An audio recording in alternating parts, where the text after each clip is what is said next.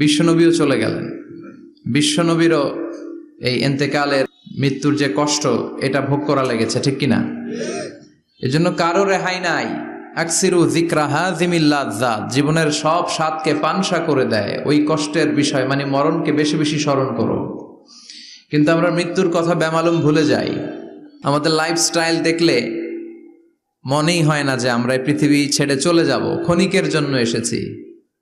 বিশ্বনবীর সাহাবারা বলতেন, যখন সকাল হয় সন্ধ্যার জন্য অপেক্ষা করো না, আবার যখন সন্ধ্যা পর্যন্ত পৌঁছবে পরদিন সকালের জন্য অপেক্ষা করো না, তার আগেই ডাক চলে আসতে পারে, ঠিক কিনা?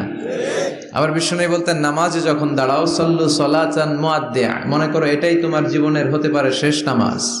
পারফর্ম দ্য সালাহ as if this is your last and final prayer, এমন ভাবে সালাত পড়ো মনে করো হতে পারে এটা জীবনের শেষ নামাজ। এজন্য কেউ থাকতে আসি নাই, চলে যাব। আমার নানা ভাই যেমনি চলে গেলেন